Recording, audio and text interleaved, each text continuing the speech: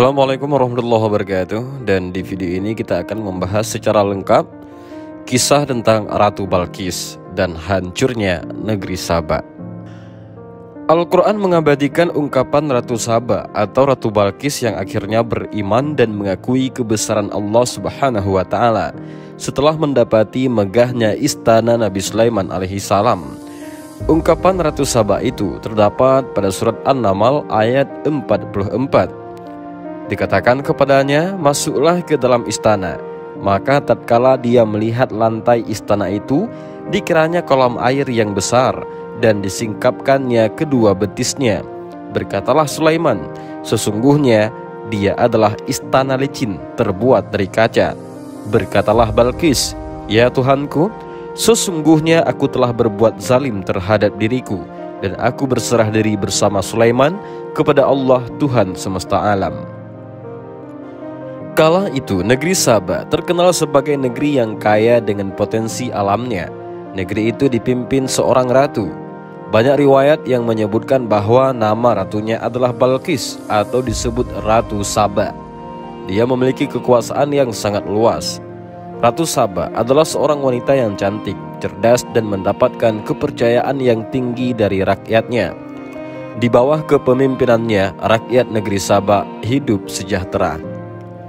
Ratu Balqis telah mengetahui bahwa Nabi Sulaiman bukan saja seorang raja, melainkan juga sebagai utusan Allah Subhanahu wa Ta'ala yang memiliki kekuasaan yang sangat luas.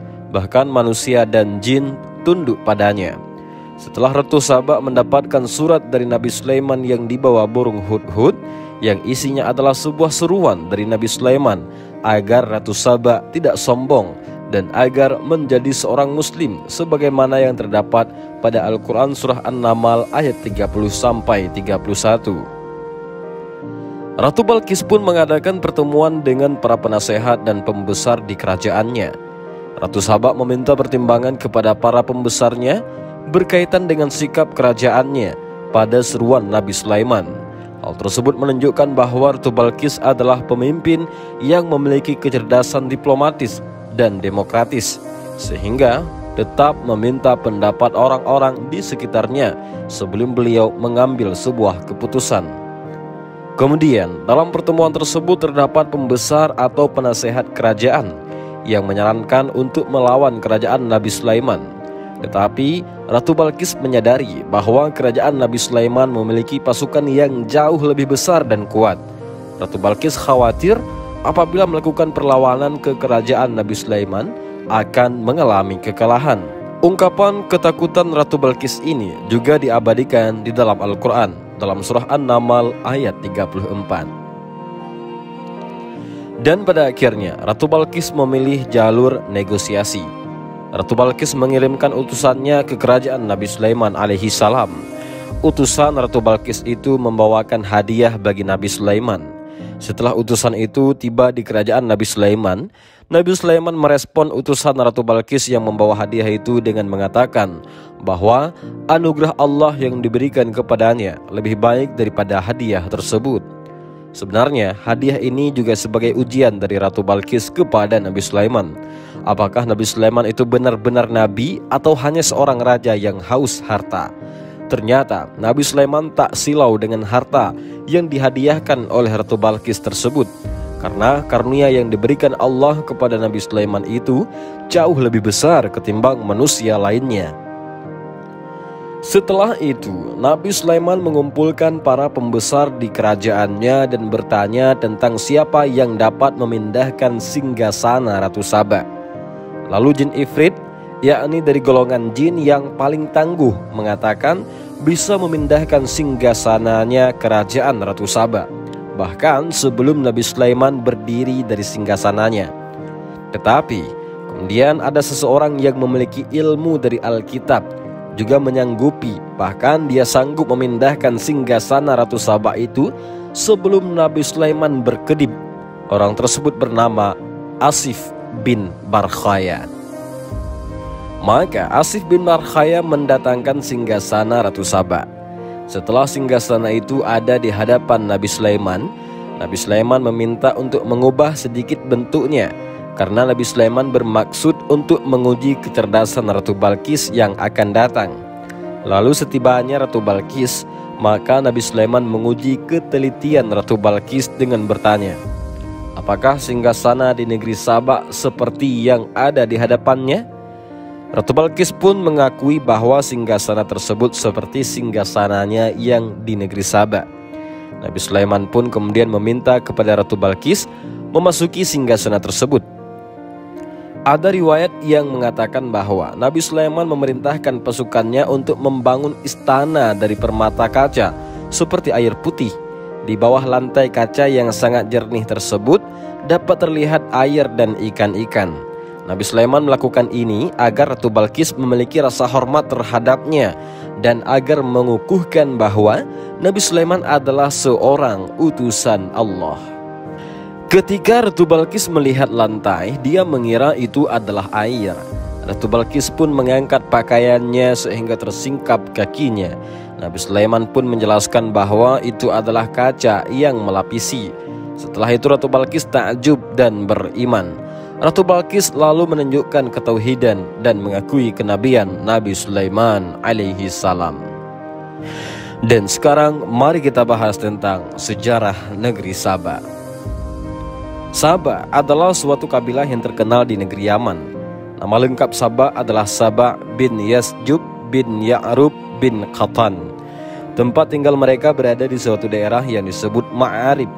Allah telah memberi kepada mereka nikmat yang sangat besar, tetapi mereka tidak mensyukuri nikmat tersebut sehingga Allah menurunkan azab dan mencabut nikmatnya.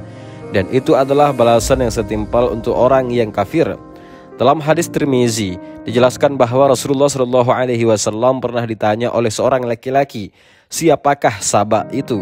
Lelaki tersebut berkata, ya Rasulullah, kabarkanlah kepadaku tentang Saba. Apakah Saba itu? Apakah dia itu nama suatu tempat atau nama wanita?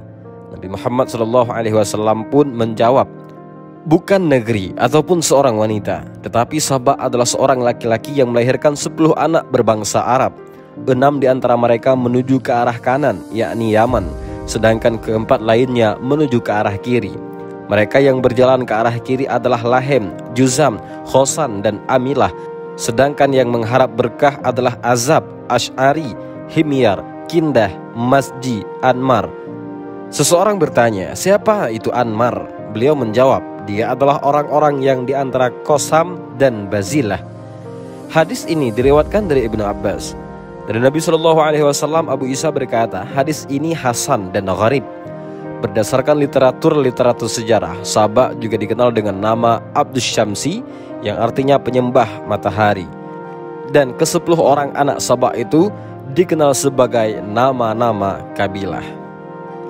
Sekarang kita kembali ke kerajaan Saba. Kerajaan Saba adalah kerajaan yang berdiri sejak abad ke-10 sebelum Masehi atau sebelumnya. Kerajaan ini mencapai masa kejayaan di abad ke-8 sebelum Masehi.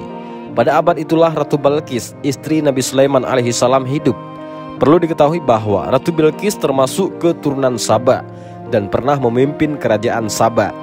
Pada abad itu pula lah dibangun bendungan raksasa yang menghebohkan dunia. Kerajaan ini memiliki wilayah kekuasaan yang sangat luas sekali, mencakup seluruh jazirah Arab bahagian selatan, Laut Merah, Eritrea, dan Ethiopia Timur di benua Afrika. Kerajaan ini berpusat di Ma'arib, suatu daerah di Yaman yang berjarak 170 km dari Sanqa, ibu kota Yaman.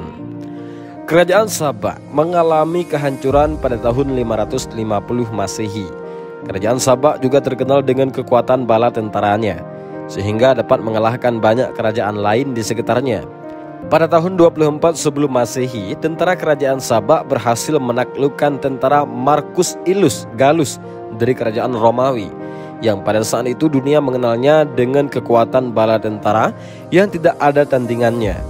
Kerajaan kaum Saba ini terkenal dengan hasil alamnya sehingga banyak orang yang berhijrah dan berdagang ke sana. Dengan demikian, kerajaan ini bisa menjadi kerajaan yang sangat kaya dan makmur pada saat itu. Allah Subhanahu wa Ta'ala mengabadikan keadaan mereka di dalam Al-Quran. Sesungguhnya bagi kaum Saba ada tanda kekuasaan Allah di tempat kediaman mereka, yaitu 2 buah kebun di sebelah kanan dan di sebelah kiri. Dua kebun itu sangat luas dan terletak di hamparan lembah antara dua gunung di Ma'arib. Tanahnya sangat subur dan menghasilkan berbagai macam tanaman dan buah-buahan. Dikutip dari kitab Al-Bahrul Madid jilid 6 halaman 115, Ibnu Abbas berkata, negeri Sabah terletak jarak 3 farsah dari ibu kota Yaman. Sabah adalah negeri yang subur, aneka pepohonan tumbuh rindang dan berbuah lebat di sana. Digambarkan saat seseorang wanita keluar rumah dengan keranjang anyaman di atas kepalanya, lalu dia berjalan di atas pepohonan yang tumbuh di negeri itu, dipastikan keranjangnya penuh dengan aneka buah-buahan yang berjatuhan. Digambarkan pula saat seorang pria keluar rumah hendak mengunjungi sanak familinya dengan keranjang anyaman atau pinggan di atas kepalanya, dipastikan pinggannya penuh dengan aneka buah-buahan sebelum ia sampai tujuan. Dengan aneka buah-buahan yang berjatuhan oleh hembusan angin tanpa perlu menjulurkan tangan untuk meraihnya. Sabah adalah negeri yang nyaman, bersih, berudara segar, hingga tidak ditemui seekor nyamuk, lalat, kutu, kalajengking, dan ular pun di sana. Saat datang rombongan tamu dari negeri lain dengan hewan kutu dan binatang-binatang kotor di pakaiannya, dipastikan binatang-binatang tersebut akan mati oleh kesegaran dan kebersihan udara di negeri Sabah. Lembah di negeri Sabah menjadi sangat subur karena adanya bendungan yang bisa menampung air yang sangat banyak. Bendungan itu terkenal dengan nama Bendungan Ma'arib atau Bendungan Arim. Bendungan itu berukuran panjangnya 620 meter, lebarnya 60 meter, dan tinggi 16 meter. Bendungan yang sangat menakjubkan ini didirikan pada abad ke-7 atau ke-8 sebelum Masehi. Disebutkan di beberapa catatan sejarah bahwa yang membangunnya adalah Raja Sabah bin Yasjub. Adapun di beberapa buku tafsir disebutkan bahwa yang membangunnya adalah Ratu Bilqis, karena terjadi pertikaian sebelumnya di kaumnya dalam pemanfaatan air lembah tersebut, sehingga mereka saling membunuh untuk merebutnya. Maka Ratu Bilqis pun berinisiatif untuk mendirikan bendungan itu. Dengan adanya bendungan itu, kaum Sabah tidak perlu merasa takut akan persediaan air, dan mereka dapat memanfaatkannya untuk pengairan kebun-kebun mereka. Ini adalah nikmat yang sangat besar yang diberikan Allah kepada mereka. Kewajiban bagi mereka terhadap karunia yang mereka terima. Allah Subhanahu wa taala berfirman, kepada mereka dikatakan, makanlah olehmu dari rezeki yang dianugerahkan Rabbmu dan bersyukurlah kamu kepadanya. Negerimu adalah negeri yang baik dan Tuhanmu adalah Tuhan yang Maha Pengampun. Allah Subhanahu wa taala memerintahkan mereka untuk menikmati nikmat yang Allah berikan itu dan bersyukur kepadanya. Allah Subhanahu wa taala berfirman, negerimu adalah negeri yang baik dan Tuhanmu adalah Tuhan yang Maha Pengampun. Maksud dari negeri yang baik adalah negeri yang baik hawa dan suhunya, sebagaimana disebutkan oleh Imam Al-Baqawi. Adapun pengertian Rabb yang Maha Pengampun adalah yang Maha mengampuni dosa-dosa kalian jika kalian senantiasa berada di atas tauhid, sebagaimana disebutkan oleh Imam Ibnu Katsir. Sebelum Ratu Bilqis masuk Islam, kaum Sabah menyembah matahari dan binatang-binatang. Setelah beliau memeluk Islam, maka kaumnya pun mengikutinya. Sampai kurun waktu tertentu kaum Sabah dalam keadaan bertauhid kepada Allah Subhanahu wa taala, hingga akhirnya kembalilah mereka ke agama nenek moyang mereka. Allah Subhanahu wa taala telah mengutus 13 rasul kepada mereka, akan tetapi mereka tetap saja tidak mau kembali ke dalam Islam. Allah Subhanahu wa taala pun murka dan menghancurkan bendungan yang telah mereka buat. Allah Subhanahu wa taala berfirman, tetapi mereka berpaling, maka kami datangkan kepada mereka banjir Al-Arim. Para ulama berbeda pendapat tentang makna Al-Arim pada ayat tersebut. Makna Al-Arim yang mereka sebutkan adalah memiliki beberapa versi yang sebagai berikut. Ada yang menyebutkan bahwa Al-Arim itu adalah bendungan. Ada yang mengatakan itu adalah air yang ditampung bendungan. Versi lain menyatakan Al-Arim adalah air yang sangat besar. Sebahagian beranggapan itu nama lembah. Dan ada yang mengatakan bahwa Al-Arim adalah tikus yang menghancurkan bendungan. Dan yang terakhir mengatakan Al-Arim itu sebagai nama banjir. Yang menjadi penyebab hancurnya bendungan Ma'arib adalah Allah Subhanahu wa taala menghancurkan bendungan itu.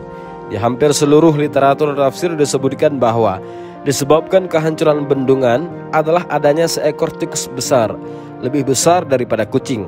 Tikus-tikus itu diutus Allah Subhanahu wa Ta'ala untuk melubangi bendungan-bendungan itu. Ada sebab lain yang disebutkan oleh Imam Ibnu Asy'ur rahimahumullahu ta'ala, yaitu pertama, dikarenakan terjadinya perang saudara di antara mereka sehingga tidak sempat memperbaiki kerusakan yang terjadi di bendungan itu. Dan yang kedua, dikarenakan ulah musuh-musuh kaum Saba pada saat itu yang dengan sengaja menghancurkan bendungan itu. Dan yang sebenarnya wallahu alam, hanya Allah yang maha tahu. Mana yang benar dari sebab-sebab yang disebutkan, hanya Allah lah yang tahu persis. Tetapi yang jelas Allah lah yang menghancurkan bendungan tersebut. Kehancuran bendungan Ma'arib terjadi sekitar tahun 542 Masehi. Kehancuran bendungan itu mengakibatkan banyak kerusakan pada kaum Saba dan kehancuran kerajaan mereka. Allah Subhanahu wa Ta'ala menceritakan keadaan mereka setelah hancurnya bendungan Ma'arib dengan firman Allah, dan kami ganti kedua kebun mereka dengan dua kebun yang ditumbuhi pohon-pohon yang berbuah pahit, pohon asel dan sedikit dari pohon sider. Kedua kebun mereka yang menjadi sumber penghidupan, kekayaan dan kekuatan mereka digantikan oleh Allah Subhanahu wa Ta'ala dengan kebun yang jelek yang tidak bermanfaat untuk kehidupan mereka. Dengan keadaan seperti itu, kaum Saba tidak bisa bertahan sehingga hancurlah kerajaan mereka. Kehancuran ini diperkirakan terjadi pada tahun 550 Masehi. Mereka terpaksa harus mencari tempat tinggal yang baru. Mereka pun berhijrah ke berbagai tempat. 6 kabilah dari kaum Saba berpencar di Yaman dan 4 kabilah lainnya berpencar di Syam, sebagaimana yang telah disebutkan di awal pembahasan tadi. Ini semua adalah akibat ulah mereka sendiri. Mereka tidak bersyukur kepada Allah dan menyembah selain Allah. Allah Subhanahu wa Ta'ala berfirman, demikianlah kami memberi balasan kepada mereka karena kekafiran mereka, dan kami tidak menjatuhkan azab melainkan hanya kepada orang-orang yang kafir. Kehancuran kaum Saba merupakan kisah yang sangat mengerikan. Mereka kufur terhadap nikmat Allah Subhanahu wa Ta'ala. Allah Subhanahu wa Ta'ala mengabadikan kisah mereka di dalam Al-Quran dan memberi nama surat yang memuat kisah mereka dengan nama surat Saba. Hal ini agar orang-orang terus mengingat, membicarakan dan mengenang kisah ini.